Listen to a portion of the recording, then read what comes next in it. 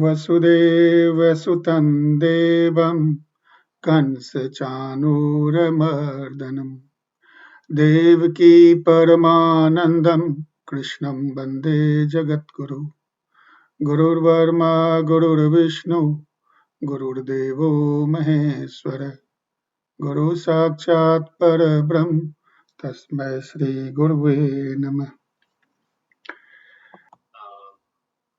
आप सबका स्वागत है इस साइबर क्लास में।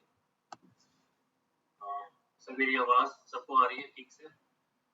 बहुत अच्छी आ रही है। Okay sir, welcome all to the cyber security class.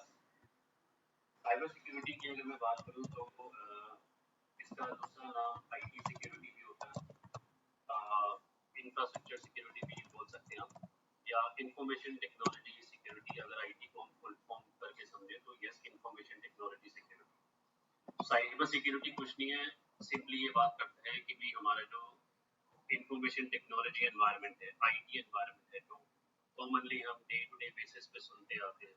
IT का क्या मतलब?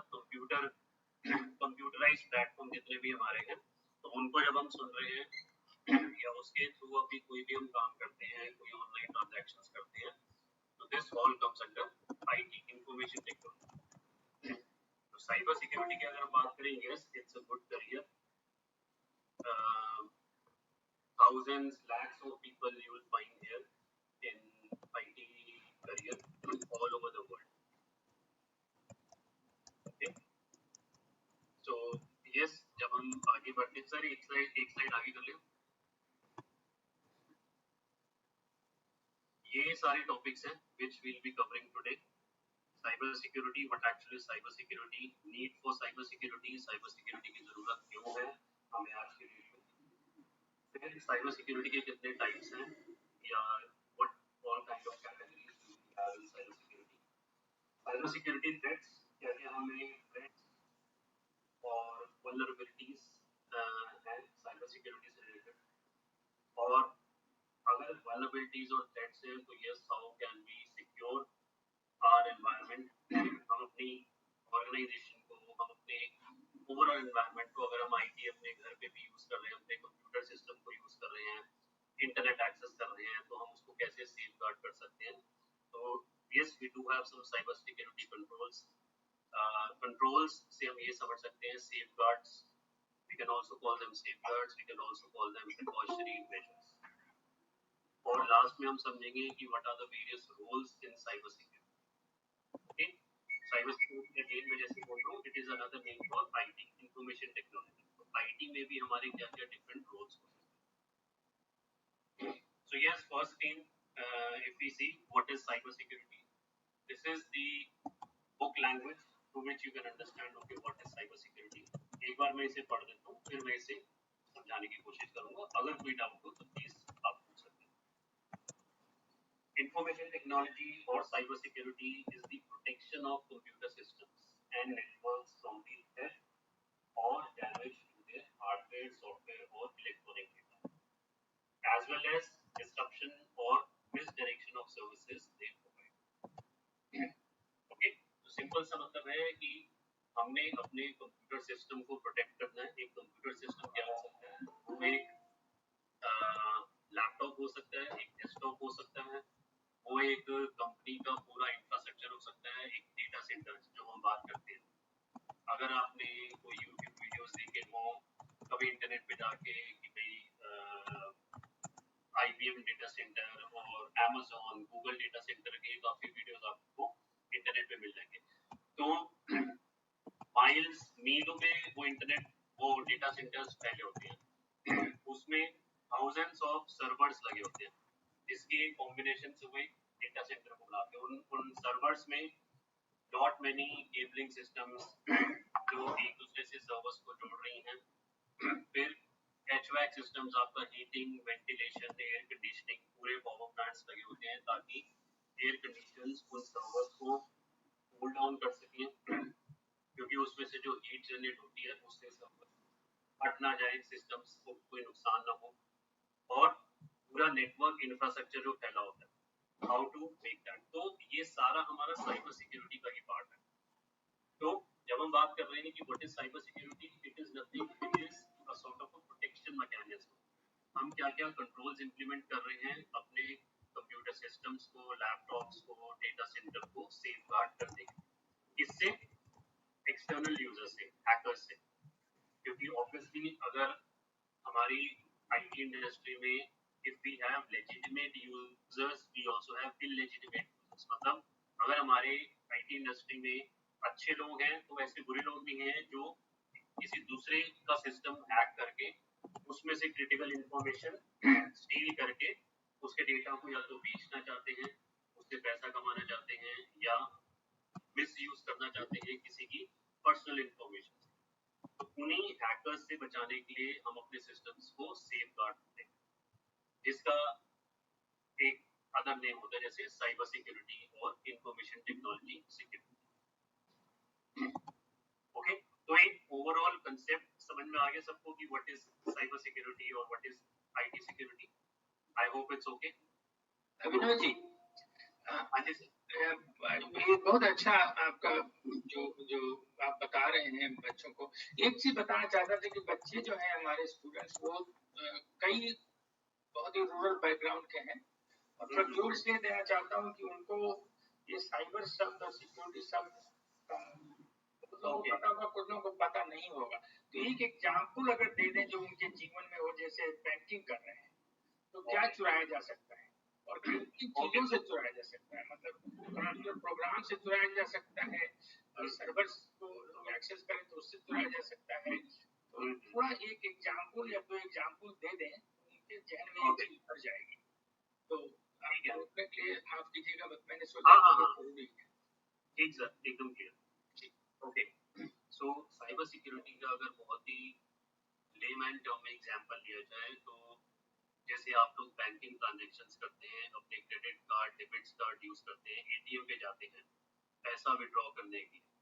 ओके, तो एटीएम जो कार्ड होता है हमारा, उसके अंदर भी अगर आपको पता हो एक वो चिप सी लगी होती है, एक इलेक्ट्रॉनिक चिप होती है जिसमें अ सॉर्ट ऑफ आपका सारा, you can say a sort of data सारा आपका उसमें स्टोर होता है, जिसपे आपका क्रेडिट कार्ड नंबर, उसके बैक साइड पे पिन, ये सब चीज होती है।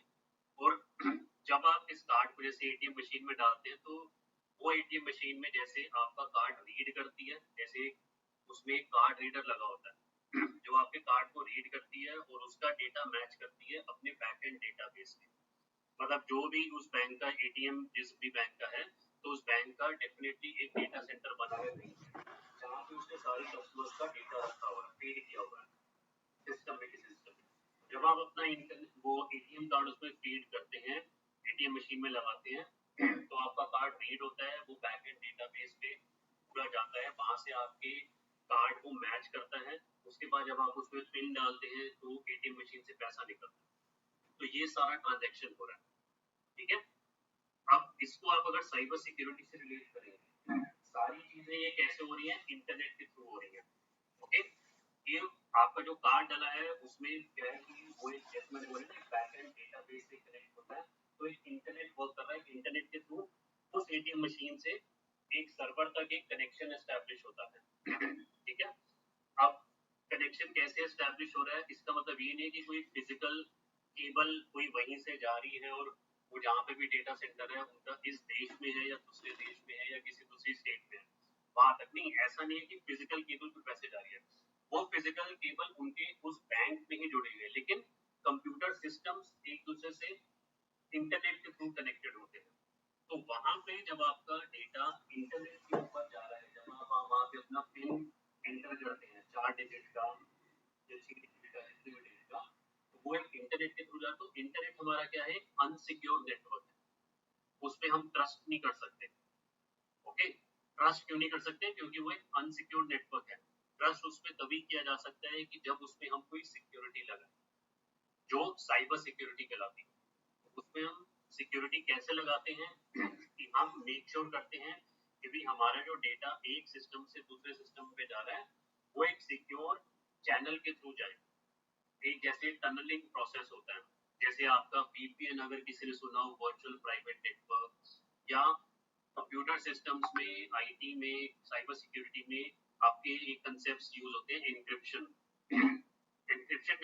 क्या है कि जो भी आपका डेटा एक सिस्टम से दूसरे सिस्टम पे जा रहे हैं तो वो एनक्रिप्टेड फॉर्मेट में जाता है, मतलब उसको हम जम्बल्ड कर देते हैं डेटा को, वो प्लेन टेक्स्ट में नहीं जाता है। जैसे आपने अपना सिस्टम मतलब आपने अपना पिन डाला जैसे 2374, तो ये जो आपका पिन होता है 2374 ये एक जम्बल्ड हो जाता है, मतलब इसको उलट फेर कर देते हैं और ये सेम ये देखी जाता है नंबर कोई दूसरे फॉर्मेट में नंबर क्रिएट होके वो एक बैकएंड डेटाबेस में जाता है और वहां से उसे मैच करता है और उसके थ्रू ये सारा ट्रांजैक्शन किया जाता है। ओके, तो इसी के थ्रू आपका वो जो डेटा है वो सिक्योर रहता है ताकि उसको कोई बीच में हैक ना कर सके। साइबर सिक्योरिटी का एक और एग्जांपल ये भी है कि जैसे आप कोई पासवर्ड डालते हैं, आप जीमेल यूज करते होंगे, फेसबुक यूज करते होंगे, ट्विटर यूज करते होंगे, लिंक्डइन, कोई भी ऑनलाइन एप्लीकेशन जो है आप उसे यूज करते हैं, तो उसके लिए आपको क्या करना पड़ता है, अपना यूजर नेम और पासवर्ड डालना पड़ता है। ओके, तो यूजर नेम पासवर्ड डालेंगे तो वो कैसे सिक्योर रहेगा आपका, उस यूजर नेम पासवर्ड को आपको ये देखना है कि भी मैंने तो अपना यूजर नेम पासवर्ड डाल दिया एक एप्लीकेशन में लॉगिन करने के लिए, लेकिन जिस भी एप्लीकेशन को आप यूज कर रहे हैं उस एप्लीकेशन को जो कंपनी मेंटेन कर रही है वो ये देखती है कि आपके जो यूजर नेम और पासवर्ड्स हैं वो एक एन्क्रिप्टेड फॉर्म में सिक्योर हो, वो एक प्लेन टेक्स्ट फॉर्मेट में ना स्टोर हो। तो वो क्या करते हैं, वो पीछे साइबर सिक्योरिटी के थ्रू ही आपके उन पासवर्ड्स को सिक्योर रखते हैं, उनको एक जैसे आप समझ लो तोड़ मड़ोड़ के किसी और फॉर्मेट में सेफ गार्ड कर लेते हैं अपने एंड पे, और उसी के थ्रू जो भी आप उस एप्लीकेशन पे लॉगिन करते हैं तो आपका डेटा उसी तरीके से सेफ रहता है और आप अपने ट्रांजैक्शन इजीली कर सकते हैं वहां पे जाके। आई सपोज कुछ अंडरस्टैंडिंग बनी सबको कि क्यों साइबर सिक्योरिटी का कंसेप्ट आता है, क्यों हमारे पासवर्ड्स और ये सब चीजें सेफ होती। अनुभव इसमें एक चीज और कॉर्पोरेट डायमेंशन से भी ऐड कर दो कि कॉर्पोरेट का बहुत सारा आईपी रहता है, बहुत सारा रहता है, उसको भी बचाना, क्योंकि कैरियर तो वही मिलने वाला है ना। उसमें अच्छा अगर जब हम कॉर्पोरेट लेवल की बात करें, जैसे ऑर्गेनाइजेशन है, अब गूगल जैसे एक ऑर्गेनाइजेशन है, अमेजोन है, माइक्रोसॉफ्ट, ओके, बहुत सारी आईटी कंपनीज हैं। अब गूगल को अगर हम लेते हैं तो गूगल की जैसे जीमेल बहुत कॉमन एप्लीकेशन हम सारे लोग यूज करते हैं, ओके, तो गूगल आप ये बस समझो कि जीमेल को पूरे वर्ल्ड में कितने करोड़ों अरबों लोग यूज करते होंगे इस सर्विसेज को, किसके लिए, एक दूसरे से चैट करने के लिए, उस पर डेटा शेयरिंग करने के लिए, इसीलिए हम जीमेल मेनली यूज करते हैं। किसी को अगर कोई मैसेज भेजना है, कोई डॉक्यूमेंट्स भेजने हैं ऑनलाइन, मैं यहाँ पे इंडिया में बैठूं, मैंने आपको मान लो किसी भी आप किसी दूसरे देश में बैठे हो, यूएस में हो, यूरोप में हो, ऑस्ट्रेलिया में हो, अगर आपके साथ कोई डेटा शेयर करना चाहता हूँ कैसे करूंगा, या तो मैं पुरानी चिट्ठी आजमाऊंगा उसमें कि भाई एक चिट्ठी लिखूंगा, वो पोस्ट ऑफिस में या एसएम बॉक्स में डाल के आऊंगा, वो चिट्ठी आपको, लेकिन वो बहुत पुराने तरीके। आजकल हम क्या करते हैं कि अगर मेरे को आपको कोई मैसेज भेजना है तो मैं व्हाट्सएप फाइल के थ्रू आपको मैसेज कर दूंगा, या मैं जीमेल ओपन करूंगा, उसमें आपका ईमेल आईडी डालूंगा और उस पर आपको मैसेज भेज दूंगा, डॉक्यूमेंट्स भेज दूंगा, ऑनलाइन बुक भेज सकता हूँ, पीडीएफ फॉर्मेट में किसी भी तरीके से अमाउंट का डेटा हो मैं आपको इजीली भेज सकता हूँ चंक्स के लिए। तो सेम वे जैसे गूगल एक बहुत बड़ी कंपनी है, ऑल ओवर वर्ल्ड में अलग अलग जगहों पे डेटा सेंटर बने हुए हैं। डेटा सेंटर जैसे मैंने पहले ही बोला वो क्या होता है, एक बिल्डिंग है उसके अंदर बहुत सारे सर्वर लगे हुए हैं। सर्वर क्या होता है कि एनी स्पेसिफिक सिस्टम और machine safeguarding your information. Okay, it could be a collection of files or folders. बहुत सारी फाइल हो सकती है, बहुत सारी फोल्डर, उसका कॉम्बिनेशन बना के जब हम एक सिस्टम में स्टोर करते हैं तो we can call it as a server.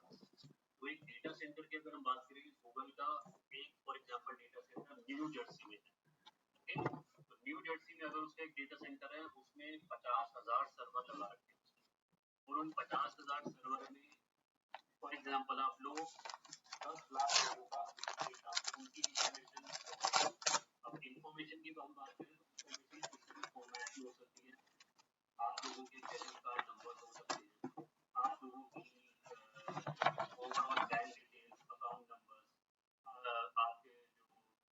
Social security numbers, Aadhaar card, PAN card,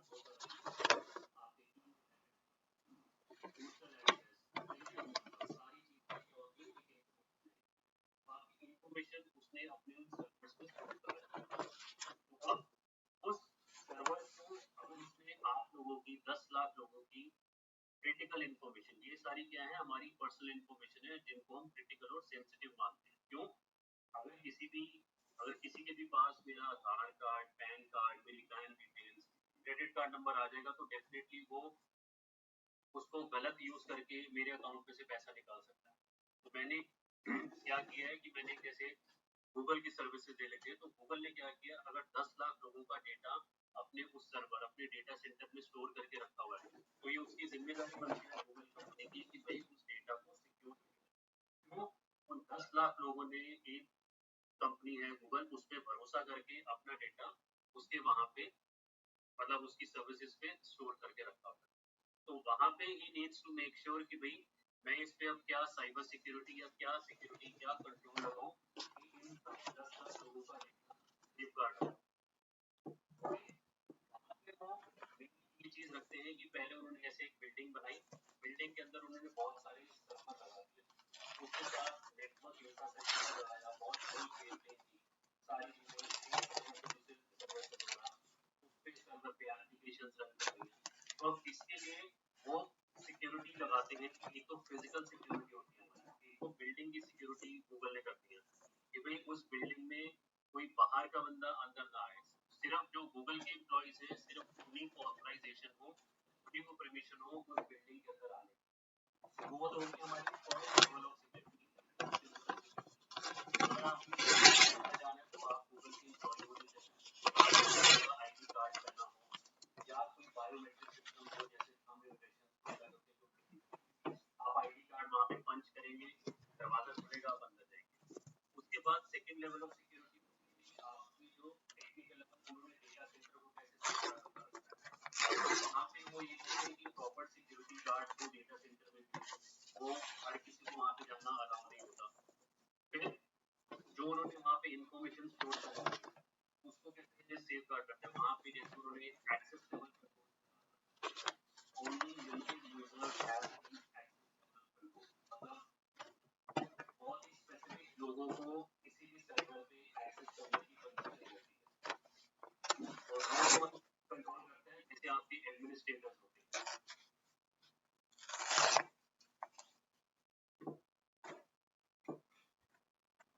किसी ने चैट पे मैसेज भेजा है,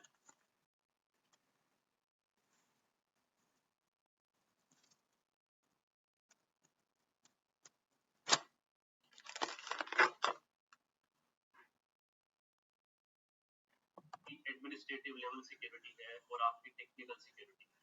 जब हम सिक्योरिटी की बात करते हैं, साइबर सिक्योरिटी की, आईटी सिक्योरिटी, एक तो 3 तरह की मेन सिक्योरिटीज होती है हमारी।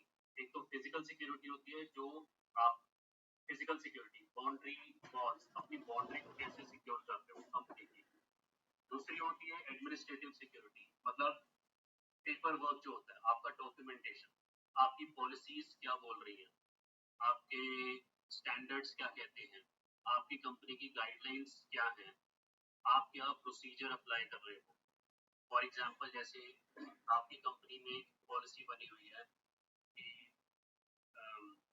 ओके कोई भी कंपनी के अंदर आएगा तो उसको अपना एंट्री गेट पे साइन करके गार्ड को अपना आईडी कार्ड दिखा के तभी वो अंदर आ सकता है। तो ये कंपनी की पॉलिसी है, अगर लोग इसे फॉलो कर रहे हैं तो it means company is abiding by that policy, all users are abiding by that policy। इससे क्या है, एक स्टैंडर्ड मेंटेन हो रहा है कंपनी का। ऐसा नहीं है कि कोई भी बाहर का बंदा मेरी कंपनी में आ सकता है, नहीं। तो ये सारी चीजें आपस में लिंक्ड होती है। ये क्या होती है, हमारी एडमिनिस्ट्रेटिव लेवल सिक्योरिटी बोली जाती है। पॉलिसीज, स्ट्रॉन्ग पॉलिसीज, एक डॉक्यूमेंटेशन होता है वो फॉलो होता है। उसके बाद क्या प्रोसीजर हम फॉलो कर रहे हैं, स्टेप बाय स्टेप इंस्ट्रक्शंस। तीसरी लेवल की सिक्योरिटी होती है आपकी टेक्निकल लेवल सिक्योरिटी, जो आपकी एक्चुअल जैसे नेटवर्क लेवल सिक्योरिटी आती है, इंफ्रास्ट्रक्चर लेवल सिक्योरिटी आती है, आपके सर्वर्स में कौन सा प्लेटफॉर्म डला है, कौन सा ऑपरेटिंग सिस्टम डला है, जैसे विंडोज है, लिनक्स है, मैक है, कौन से ऑपरेटिंग सिस्टम है, तो उसकी सिक्योरिटी की बात करते हैं। नेटवर्क लेवल सिक्योरिटी की बात करें तो आपका इंफ्रास्ट्रक्चर कैसे, आप कौन सी केबल्स यूज कर रहे हैं। जैसे आज की डेट में, पुराने टाइम में if you go back, we were using cat5 cat6 cables to interconnect two systems, but in today's date if you talk about, we have moved on to fiber optic cables, जो fraction of seconds में ही आपका data एक system से दूसरे system पे जाता है। तो उसमें क्या है, सिक्योरिटी भी इन्वॉल्व होती है।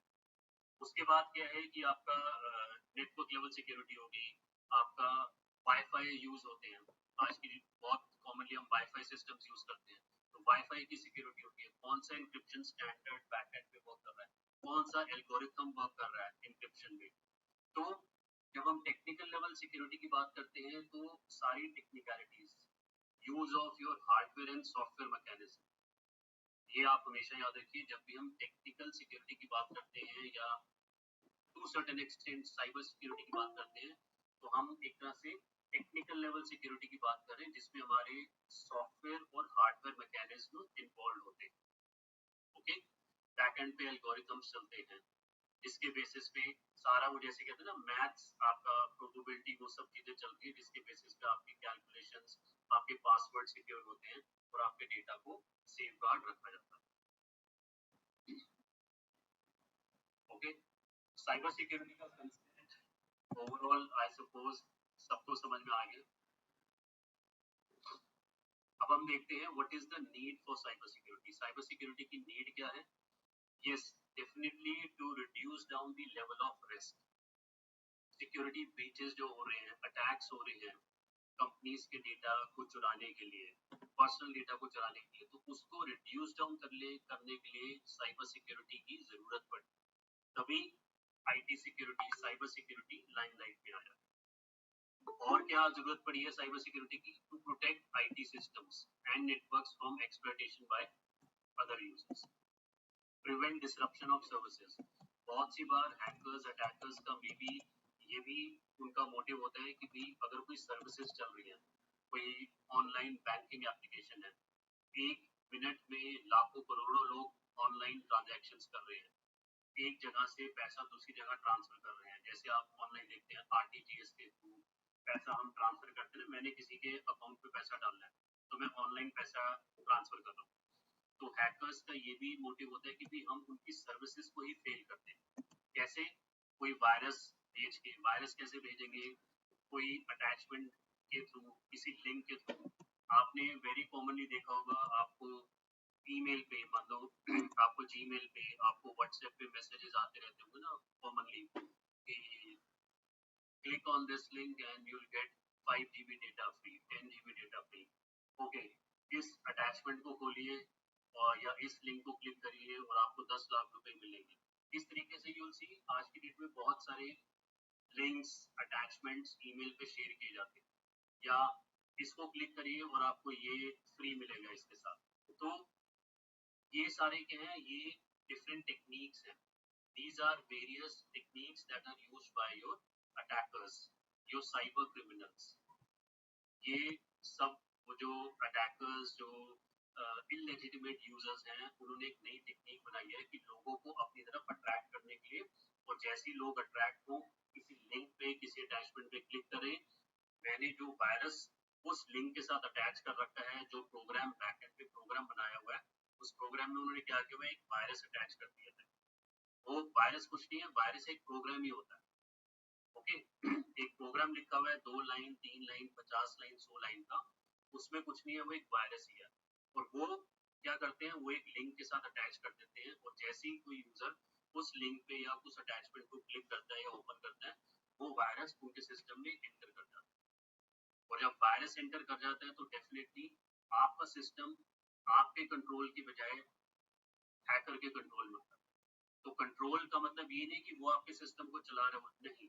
उसका मतलब ये है कि आपने अपने सिस्टम पे आप जो भी ट्रांजैक्शंस कर रहे हैं, कोई भी वेबसाइट खोल रहे हैं, जीमेल ओपन कर रहे हैं, फेसबुक ओपन कर रहे हैं, या कोई बैंक की साइट ओपन कर रहे हैं, उस पर कोई मनी ट्रांसफर कर रहे हैं, तो वो सारी चीज अपने स्क्रीन पे देख सकते हैं। क्यों? आपका सिस्टम उन्होंने हैक कर लिया। कैसे? क्योंकि उन्होंने एक वायरस एक लिंक के साथ आपको ईमेल में भेजा, और आपने उस ईमेल को ओपन किया, आपने उस अटैचमेंट को खोला, या आपने उस लिंक को ओपन किया, क्लिक किया और उसके थ्रू वो वायरस आपके सिस्टम में चला गया। तो अब क्या है, आपका सिस्टम एक तरह से हैकर के कंट्रोल में आ गया। तो यहाँ पे नीड आती है साइबर सिक्योरिटी की, एक प्रॉपर इंफॉर्मेशन की कि भाई हम इन चीजों को कैसे रोकें। तो ऑलवेज मेक श्योर आपको जीमेल, फेसबुक, लिंक्डइन, कोई भी सोशल नेटवर्किंग वेबसाइट्स हैं या व्हाट्सएप पे, ट्विटर पे, कहीं पे भी आपको कोई मैसेजेस आए जिनमें ऐसे लिखा हो click on this and you will get this thing free, इतना डेटा जीबी फ्री मिल जाएगा, आपको कितने पैसे मिलेंगे, आपकी लॉटरी निकली है, $10 मिलियन आपके अकाउंट में ट्रांसफर हो जाएंगे। Don't believe that, never ever click on those links. दुनिया में कोई भी चीज फ्री नहीं होती, यू हैव टू पे फॉर एवरीथिंग। ओके, तो कभी भी इन हिंदी में अगर मैं बोलूँ, इन बहकावों में बताइए, कभी भी किसी अननोन लिंक्स पे क्लिक मत करिए। ये अनुभव, सॉरी इंटरप्ट कर रहा हूँ। आज का फोकस है कि साइबर सिक्योरिटी में कैरियर क्या होता है, तो कैरियर पे हम चलते हैं। हम अभी तक एडवाइस दे रहे हैं, एडवाइस को बंद करते हैं, वो क्वेश्चन आंसर में ले लेंगे। अभी हम कैरियर के ऊपर चलते हैं। तो ठीक है, हम आगे बढ़ते हैं स्लाइड्स में। तो सी, अभी तक हमने सारा समझ लिया कि साइबर सिक्योरिटी क्या है और क्यों उसकी नीड है, ये उसके डिफरेंट टाइप्स हैं। टाइप्स भी हमने समझ लिए कि आईटी साइबर सिक्योरिटी का अलग नाम आईटी सिक्योरिटी भी होता है, जिसमें infrastructure security, network security, application security, ये सब चीजें आती हैं। तो साइबर सिक्योरिटी में करियर इसलिए अच्छा है क्योंकि यस, आज की डेट में साइबर सिक्योरिटी या आईटी, अगर हम बोले इंफॉर्मेशन टेक्नोलॉजी, हर फील्ड में जरूरी है। अगर आप आईटी फील्ड में जा रहे हैं तो एक है ही, you are going into IT. लेकिन उसके अलावा अगर आप किसी भी फील्ड में जाते हैं अपनी 12th करने के बाद या अपनी ग्रेजुएशन करने के बाद, तो हर जगह पे आईटी यूज हो रहा है। चाहे आपकी अगर मैं बोलूँ एयरलाइंस इंडस्ट्री है, इंपोर्ट एक्सपोर्ट है, आपकी बैंकिंग इंडस्ट्री है, आपकी फाइनेंस रिलेटेड है, आपकी कोई आप अकाउंट्स डिपार्टमेंट को ज्वाइन करते हैं, एचआर इंडस्ट्री है, मतलब आप कोई भी फील्ड ले लीजिए अराउंड द वर्ल्ड, आपकी मैन्युफैक्चरिंग ऑर्गेनाइजेशन है, ऑटोमोबाइल की है, हर जगह पे आईटी तो है ही, क्योंकि हर कंपनी को आईटी प्रोफेशनल्स चाहिए। क्योंकि आज की डेट में कहीं पे भी कंप्यूटर्स के बिना कहीं काम नहीं होता। वो पुराने जमाने थे जहाँ पे आपका हैंड रिटन वर्क होता था, बड़े बड़े अकाउंट्स के डेटा बनाए जाते थे। In today's date everything is computerised, तो आपका सारा चीजें कंप्यूटर पे ही होती है। तो आप कोई भी करियर सिलेक्ट करें, ऑलवेज रिमेंबर आईटी तो उसमें चाहिए। तो ये बहुत अच्छी बात है कि अगर आपका आईटी में इंटरेस्ट है, आई वुड डेफिनेटली से आप उसमें आईटी को अंडरस्टैंड करिए, उसमें देखिए कि क्या क्या फील्ड्स होती हैं। आईटी में भी अगर हम बात करें या साइबर सिक्योरिटी में भी बात करें, तो उसमें डिफरेंट डोमेन्स होते हैं। आईटी में ही there are lot many domains. For example, जैसे आपने सुना हो L1, L2, L3 सपोर्ट, तो एक तो आईटी में होता है जो आपका हेल्प डेस्क डोमेन होता है, हेल्प डेस्क टीम होती है। हेल्प डेस्क टीम क्या होती है आपकी, कि जो एक कंपनी के अंदर कोई भी आपके डेली बेसिस पे जो इश्यूज होते हैं या जो टिकट्स रेज होती हैं, जो यूजर, फॉर एग्जांपल मैं आईटी कंपनी में फॉर एग्जांपल सिक्योरिटी मैनेजर हूँ, तो मैं अगर अपना कोई भी डेली बेसिस पे काम करता हूँ, तो मुझे अगर आईटी से रिलेटेड कोई भी इश्यू आता है, मान लीजिए मैं ऑफिस गया और मेरा सिस्टम स्टार्ट नहीं होता, तो मैं क्या करूंगा, मैं आईटी को कॉल लगाऊंगा अपने फोन से, आईटी टीम को, जो हेल्प डेस्क टीम होती है, जो फर्स्ट लेवल ऑफ रिस्पोंडेंट होते हैं, उनको एक कॉल लगाऊंगा कि भाई मेरा सिस्टम नहीं चल रहा। तो वहां से आईटी टीम से एक बंदा आएगा, वो मेरे सिस्टम को देखेगा, जो भी उसमें प्रॉब्लम होगी ट्रबल शूट करके वो मुझे रेजोल्यूशन दे देगा। तो वो होते हैं फर्स्ट रिस्पोंडेंट्स। ओके, तो अगर हम इसी में देखें सिक्योरिटी ऑपरेशंस या हमारी सॉक टीम या आईटी टीम, तो इसमें हमारे फर्स्ट लेवल ऑफ जो रिस्पोंडेंट्स होते हैं, those are called the help desk team. वो क्या है, उनका मेन काम होता है कि आपके ऑर्गेनाइजेशन में जितने भी मॉनिटरिंग टूल्स लगे हुए हैं, जिसके थ्रू आप अपने नेटवर्क इंफ्रास्ट्रक्चर को मॉनिटर कर रहे हो कि हमने कौन से सर्विसेज दे रखी है किसी आईएसपी की, उसकी बैंडविड्थ क्या चल रही है, इंटरनेट कनेक्टिविटी ठीक है कंपनी में कि नहीं है, सारे यूजर्स को कोई इशू तो नहीं आ रहा, तो वो होती है हमारी फर्स्ट लेवल की टीम। ओके, जो किसी को भी अगर कंपनी में किसी को भी अगर कोई इशू होता है तो वो उन्हीं लोगों को कॉल करते हैं। तो आप एक तरह से आईटी एनालिस्ट भी बोल सकते हैं, आईटी सर्विस एनालिस्ट और सिक्योरिटी एनालिस्ट भी। These are the first respondents to monitor systems, जिनके मॉनिटर्स पे डेली बेसिस पे 24/7 आपकी आईएसपीज की बैंडविड्थ, स्पीड, वो सब चलती रहती है। नेटवर्क की कनेक्टिविटीज का वो बताते रहते हैं कि नेटवर्क आपका सही एस्टैब्लिश है, वाईफाई आपका ठीक चल रहा है कंपनी में कि नहीं, तो ये सारी चीजें बताते हैं। वहां पे कोई किसी को कोई इशू होता है या वो कोई अप डाउन देखते हैं कोई बैंडविड्थ में या नेटवर्क की कनेक्टिविटी में, तो दे क्विकली रीच दैट पर्सन, या उसे कॉल करते हैं या उसको पिंग करके पूछ लेते हैं, आपका एमएस टीम से पूछ लेंगे या जो भी कम्युनिकेशन चैनल जो भी सॉफ्टवेयर यूज हो रहा होगा उसके थ्रू पूछेंगे कि sir are you facing this issue, तो वो फर्स्ट रिस्पॉन्डेंट्स है। तो ये भी एक अच्छी लाइन होती है। If you are not core technical, या अगर आप कोर कोडिंग लाइन में नहीं जाना चाहते, आप किसी को एज अ प्रोफेशन यूज मतलब आप चलाना चाहते, तो आप you can go in this line as a security analyst, और we can also call it as a IT analyst. दूसरे हमारे होते हैं सिक्योरिटी इंजीनियर्स। इनका अलग नाम आपका आईटी इंजीनियर्स भी होते हैं। तो इनका मेन काम क्या है कि टूल्स को अपडेट रखना, मतलब जो भी आपकी कंपनी में टूल्स यूज होते हैं, जैसे फॉर एग्जांपल विंडोज की बात करें तो आप विंडोज है, प्लेटफॉर्म है, ऑपरेटिंग सिस्टम है, विंडोज यूज कर रहे हैं, लिनक्स यूज कर रहे हैं कोई भी, उसमें ये लोग मेनली देखते हैं कि भाई पैचेस अपडेट हो रहे हैं टाइम टू टाइम कि नहीं। पैचेस से हम क्या मतलब है कि आप कोई भी अगर सॉफ्टवेयर रन कर रहे हैं, कोई भी एप्लीकेशन चला रहे हैं, तो आपको ये मेनली चेक करना पड़ता है कि भी वो अपडेटेड है एज पर मार्केट स्टैंडर्ड और नॉट। तो ये भी एक बहुत मेन टास्क होता है आईटी कंपनी में या साइबर सिक्योरिटी में, to make sure that the patches are updated on a regular basis.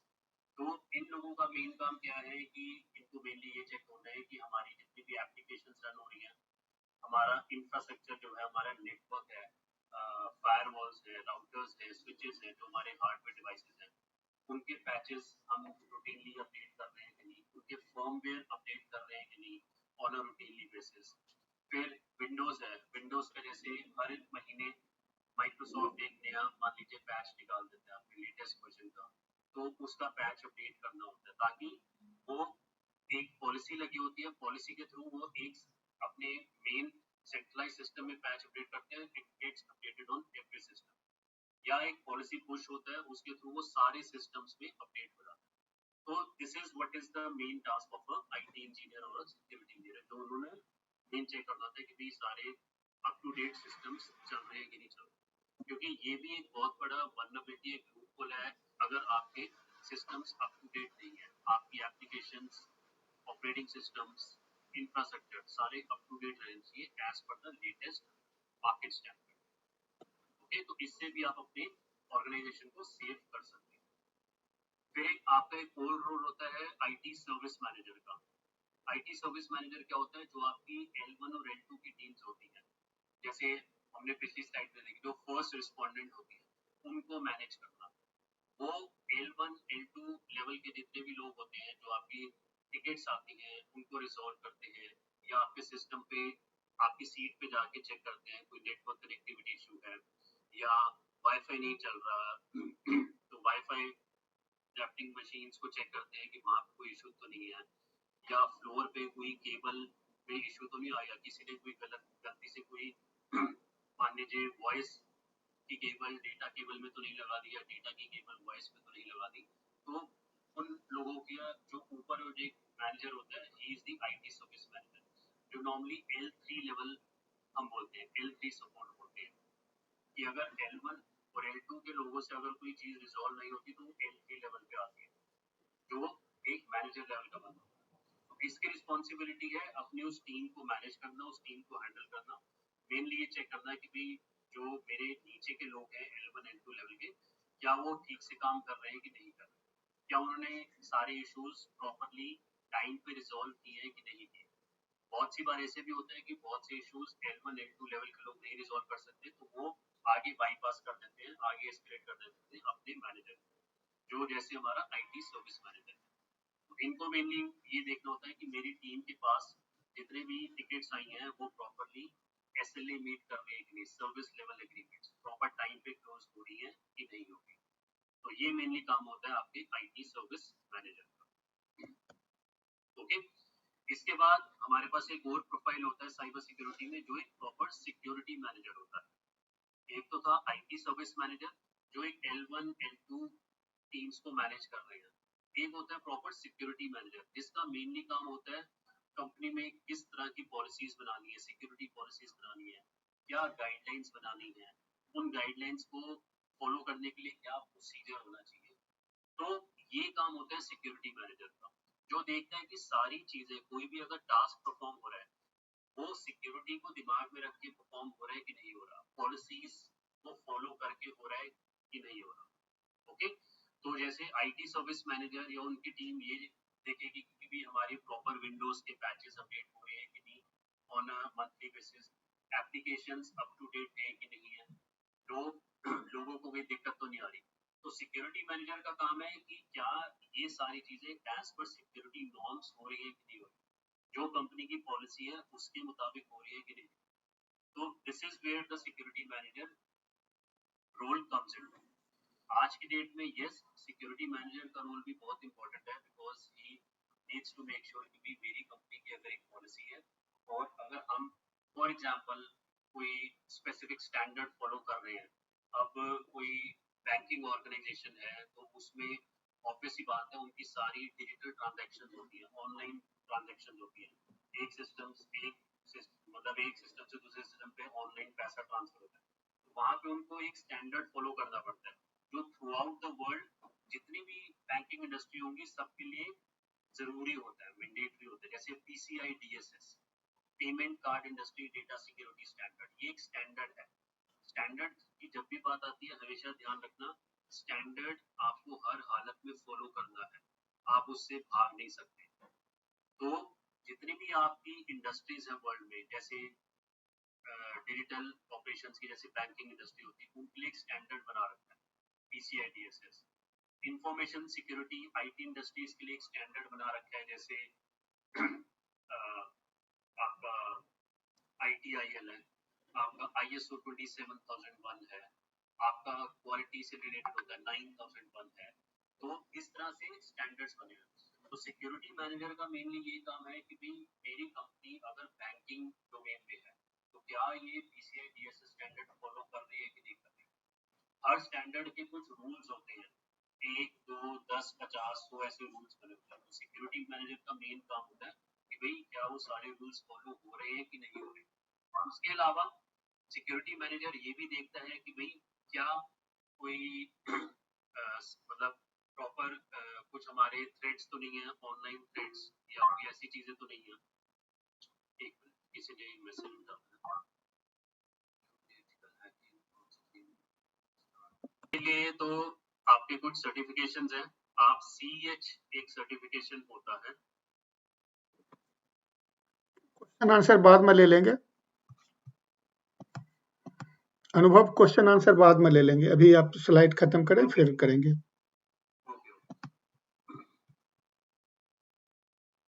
Fine, तो सिक्योरिटी मैनेजर का प्रोफाइल हमने समझ लिया, अब हम एक स्लाइड और आगे बढ़ते हैं। इसके अलावा हमारा एक और प्रोफाइल होता है चीफ इंफॉर्मेशन सिक्योरिटी ऑफिसर, जिसको CISO बोलते हैं, जो कंपनी के एकदम टॉप लेवल पे बैठा होता है और वो मेनली ये चेक करता है कि इनके नीचे जितने भी लोग काम कर रहे हैं, जो जैसे हमने देखा L1 सपोर्ट के लोग हैं, L2 सपोर्ट के लोग हैं, IT सर्विस मैनेजर है, IT help, IT enterprise engineering team होगी, टेस्टिंग टीम होगी, डेवलपमेंट टीम होगी, आपका सिक्योरिटी मैनेजर होगा। तो chief information security officer mainly ये देखता है कि भी क्या ये सारे लोग सारे सिक्योरिटी नॉर्म्स फॉलो कर रहे हैं कि नहीं। और आप ये समझिए पूरे ऑर्गेनाइजेशन की सिक्योरिटी इस अकेले बंदे को मैनेज करनी होती है, मतलब he is monitoring at the top level. ये सबसे ऊपर लेवल पे बैठ के ये देखते हैं कि भी is everyone abiding the defined company policies और नॉट, क्या जो हमारे रिक्वायरमेंट्स हैं उनके मुताबिक लोग चीजें फॉलो कर रहे हैं कि नहीं कर रहे हैं। हाँ, इनके नीचे ऑलरेडी लोग काम कर रहे हैं, मैनेजर लेवल पे कर रहे होंगे, डायरेक्टर लेवल पे कर रहे होंगे, आपका VP लेवल पे कर रहे होंगे। इनका मेन काम है कि ये चेक करना कि भी क्या नीचे के लोग सारे सही काम कर रहे हैं कि नहीं। फिर जितने भी ऑथराइजेशन होते हैं, साइन ऑफ्स होते हैं, वो सीजो करते हैं कंपनी के, क्योंकि ये चीफ इंफॉर्मेशन सिक्योरिटी ऑफिसर हैं, तो कंपनी में कोई भी पॉलिसी बनती है वो इनके अप्रूवल के बिना नहीं बन सकती। एक पॉलिसी, अगर एक IT सिक्योरिटी मैनेजर एक पॉलिसी बना रहा है 1, 2, 3, 4, 5 पेजों की, तो वो पॉलिसी को रिव्यू करने के लिए सीजो को भेजते हैं और यही उसे रिव्यू करते हैं और यही अप्रूव करते हैं। तो हमेशा दिमाग में रखिएगा कि कोई आपकी कंपनी में कोई भी सिक्योरिटी से रिलेटेड कोई डॉक्यूमेंटेशन बनता है, पॉलिसी बनती है, गाइडलाइन बनता है, प्रोसीजर बनता है, उसको जो टॉप लेवल पे सीजो बैठे हैं वो अप्रूव करते हैं। इनके अप्रूवल के बिना कोई भी पॉलिसी आगे नहीं जाती, कोई भी पॉलिसी इंप्लीमेंट नहीं हो सकती। ओके, तो ये सारे कुछ हमारे रोल्स हैं। बाकी इसके अलावा IT कंपनी में जब आप जाते हैं तो IT सिक्योरिटी बोल लीजिए, साइबर सिक्योरिटी बोल लीजिए, हर कंपनी का एक अलग एक रोल एंड रिस्पॉन्सिबिलिटी चार्ट होता है, एक रेसी चार्ट होता है।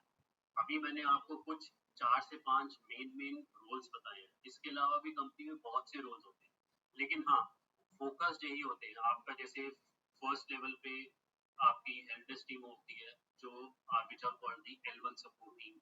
उसके बाद आपकी L2 लेवल पे आपके सिक्योरिटी इंजीनियर्स या IT इंजीनियर्स आ जाते हैं, जो ट्रबल शूटिंग वगैरह करते हैं, कि जो L1 टीम से काम नहीं हो सकता वो L2 को पास करते हैं।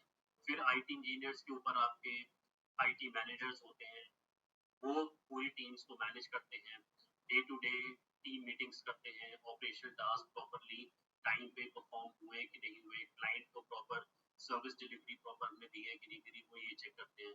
फिर सिक्योरिटी मैनेजर होते हैं, जो जिनका मेनली फोकस सिर्फ सिक्योरिटी पे होता है, स्टैंडर्ड्स पॉलिसीज इनको प्रोवाइड करना।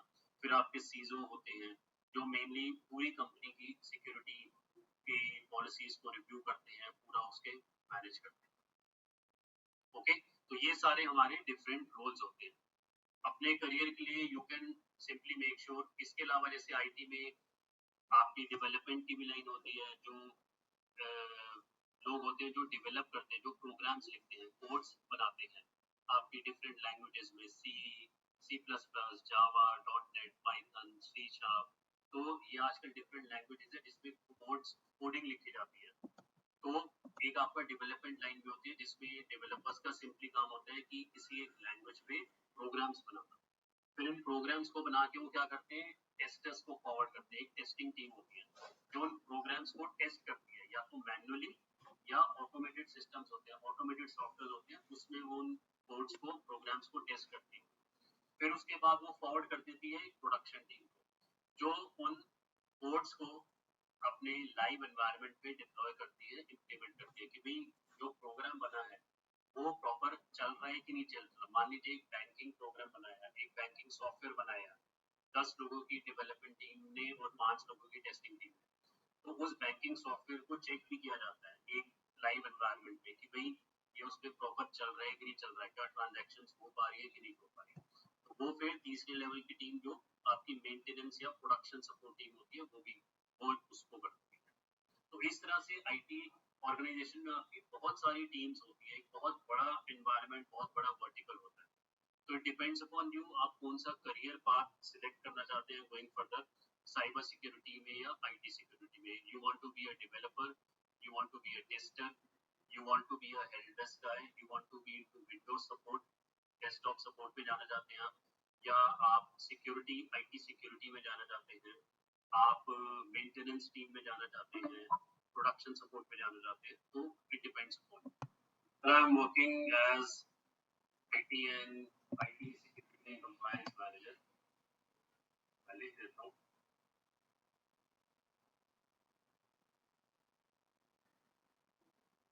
नहीं लिखो मत, बोलो ताकि रिकॉर्ड हो ना।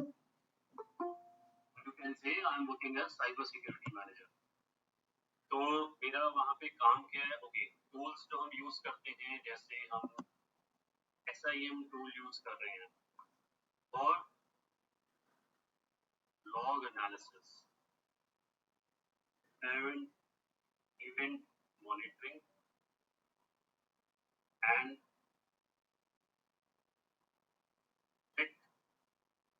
intelligence.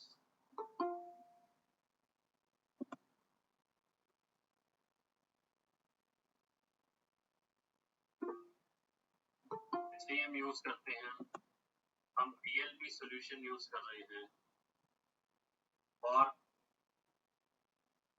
Data leakage prevention.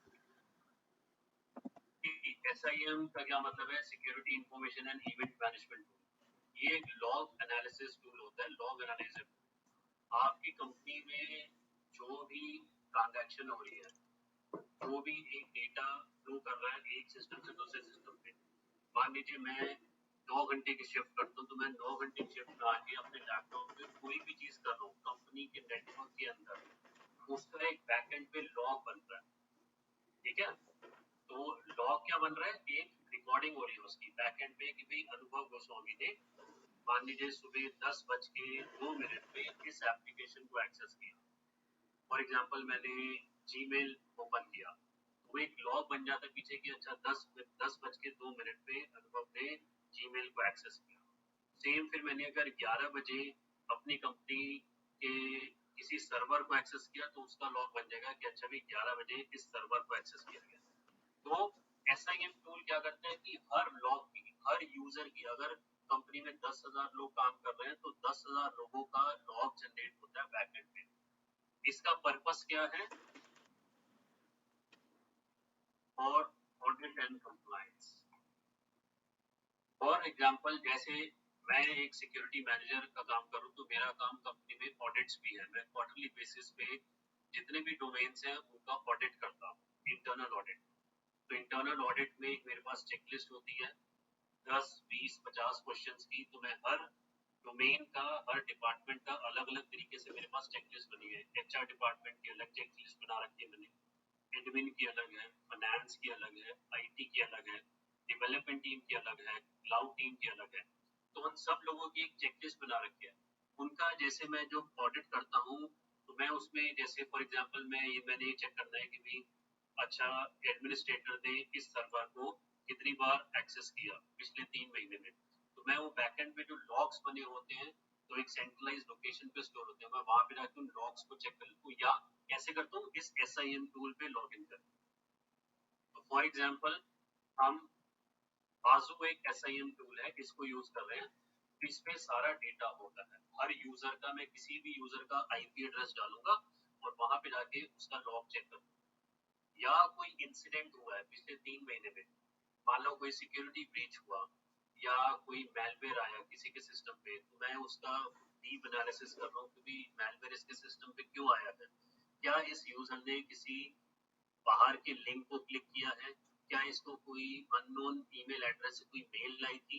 क्या इसने कोई अटैचमेंट ओपन किया है? या अपने सिस्टम से इसने कोई ऐसी वेबसाइट ओपन की है जो हमारे नेटवर्क में ब्लॉक थी, बैन थी?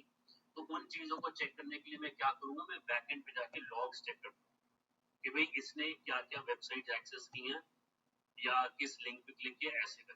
तो वहां पे हमारा मेन काम होता है SIM, security information and event management. ये आपके पूरे लॉग्स को मैनेज करता है।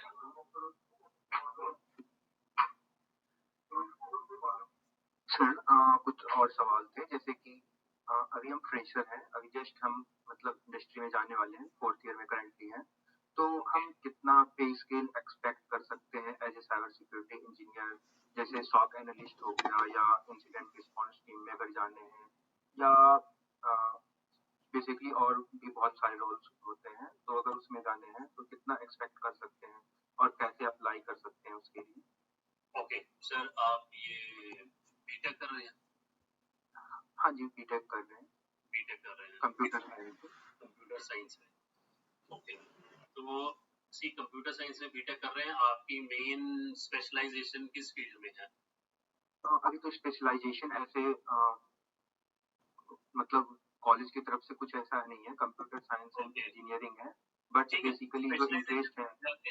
मुझे बताइए आपका इंटरेस्ट किस चीज में? आपको क्या कोडिंग में इंटरेस्ट है, टेस्टिंग में है, सिक्योरिटी में है, किस में है? सर इंटरेस्ट जो है वो मतलब कि एक तो वेब पेन टेस्टिंग में है और दूसरी साइबर सिक्योरिटी तो है, और साथ में प्रोग्रामिंग में भी है, जैसे कंप्यूटर प्रोग्रामिंग हम करते हैं। तो इस टाइप में। तो ठीक है, जैसे आप बताया वेब डेवलपमेंट या वेब एप्लीकेशन सिक्योरिटी में है, तो आप जैसे अब सैलरी एक्सपेक्टेशन का तो सर ये एक बहुत ही ओपन एंडेड क्वेश्चन होता है कि कितने एक्सपेक्ट कर सकते हैं। आप कहाँ कौन सी कंट्री में रहते हैं, पहले तो ये बताइए। सर मैं तो अभी इंडिया में चंडीगढ़ में हूँ। इंडिया में ना, तो इंडिया में जो एक फ्रेशर का पैकेज होता है, आई थिंक इट्स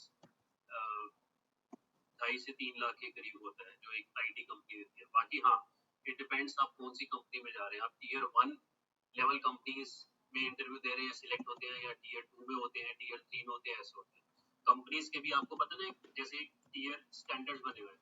जैसे अगर तो आप इंटरव्यू देने जा रहे हो गूगल, अमेज़न, माइक्रोसॉफ्ट ऐसी कंपनीज में, ये टीयर 1 कंपनीज है। फिर आपकी जैसे इंडियन टॉप लेवल की कंपनीज है, एचसीएल हो गई आपकी, महिंद्रा हो गई आपकी, विप्रो हो गई, इन्फोसिस हो गई, यहाँ पे भी इट डिपेंड्स। तो सर हर कंपनी का ना एक सैलरी पैकेज अलग होता है। तो ये जैसे मैंने बोला ना, it's very open ended question, कि इसमें बहुत कहना मुश्किल है कि भाई कितना होगा। हाँ, आपका 2.5 से 3 लाख के बीच का आपको स्टार्टिंग पैकेज मिल जाएगा, लेकिन it all depends upon your interview. और सर कुछ आपके इंटरव्यू पे डिपेंड करता है।